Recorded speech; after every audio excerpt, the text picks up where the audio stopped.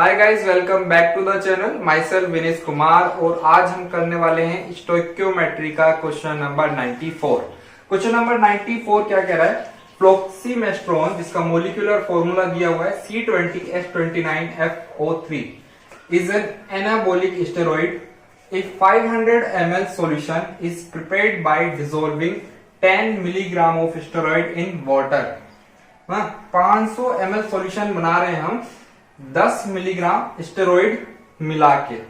1 ml portion of this solution, उस solution का 1 ml portion लिया है और उसको डाइल्यूट किया है। और डाइल्यूट जब तक किया है जब तक फाइनल वॉल्यूम 1 लीटर ना हो जाए।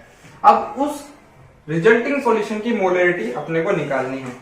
तो जनरली जो सॉल्यूशन मतलब जो क्वेश्चन है वो बेस्ड है डाइल्यूशन फॉर्मूले पे। मतलब कि अगर डाइल्यूशन करते हैं तो मोलरिटी क्या होगी। सबसे पहले मैं एक छोटा सा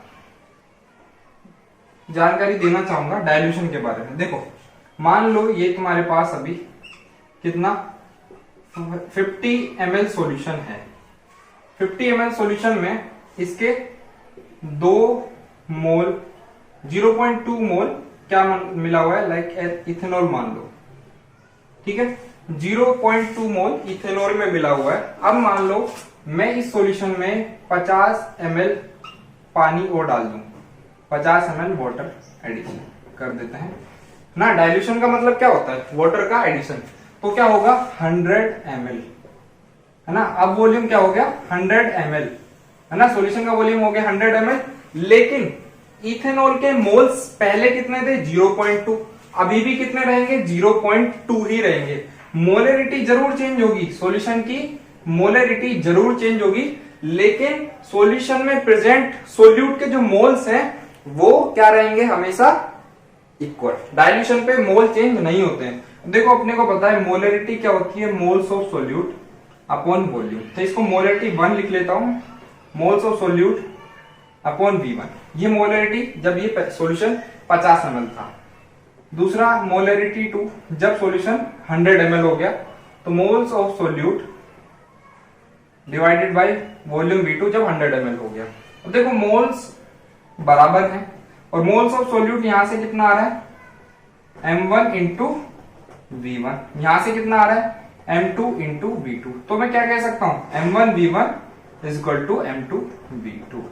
तो इसी फॉर्मूले का यूज करके हम इस क्वेश्चन का सॉल्यूशन करेंगे। देखो, सबसे पहले कह रहा है कि तुम्हारा एनाबोलिक स्टेरॉइड है, 500 ml सॉल्यूशन है, उसको प्रिपेयर किया है 10 मिलीग्राम स्टेरॉइड मिला के। तो इसकी मोलरिटी निकाल लेते हैं। सबसे पहले सॉल्यूशन की मोलरिटी निकाल लेते हैं। मोलरिटी क्या होता है? मोलरिटी का फॉर्मूला होता है moles of solute, moles of solute upon volume of solution in litre, volume of solution in litre. Moles of solute अपन कैसे निकालते हैं? Given mass of the solute upon molecular mass of solute. यहां पे solute का मास दिया हुआ है 10 mg।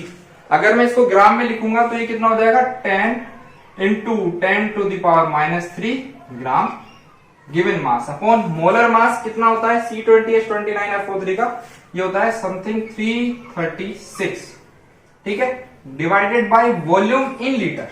लेकिन वॉल्यूम यहाँ पे कितना है 500 ml। 500 ml का मतलब कितना होगा हाफ लीटर। तो ये कितना हो जाएगा 20 into 10 to the power -3 upon 336। ये हो गया अपना मोलरिटी, ठीक है। अभी सोल्व नहीं कर रहे, इसको बाद में एक साथ कर लेंगे। इतना ये इनिशियल जो मोलरिटी था सॉल्यूशन का वो आ गया। अब ये कह रहा है कि इस सॉल्यूशन का हमने 1 ml पोर्शन लिया, ठीक है। इस सॉल्यूशन का मैंने 1 ml पोर्शन ले लिया और उसको फिर उस 1 ml में हमने क्या करा है, सो उसको डाइल्यूट किया जब तक कि फाइनल वॉल्यूम 1 लीटर नहीं हो जाएगा।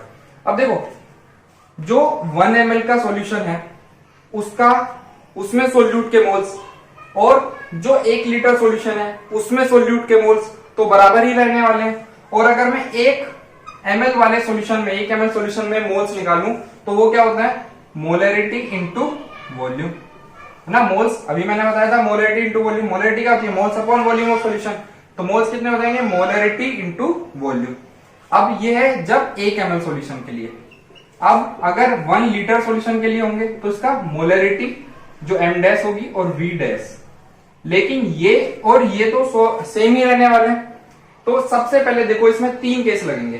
पहला तुम्हारा 1 ml वाला मोलरिटी, 1 ml वाला मोलरिटी में मोल्स अपने को निकालने हैं।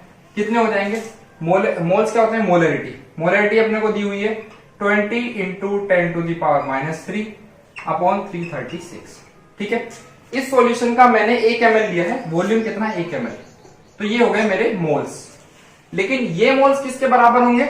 जब हम उसको 1 लीटर कर देंगे, सॉल्यूशन को जब हम 1 लीटर कर देंगे तो भी उसमें इतने ही मोल प्रेजेंट होने वाले हैं। क्यों?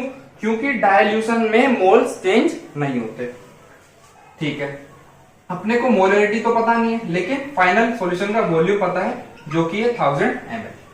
ठीक है, तो यहां से अपन मोलरिटी निकाल सकते हैं। कितनी हो जाएगी? 20 इंटू 10⁻³ अपॉन 336 इंटू 10⁻³।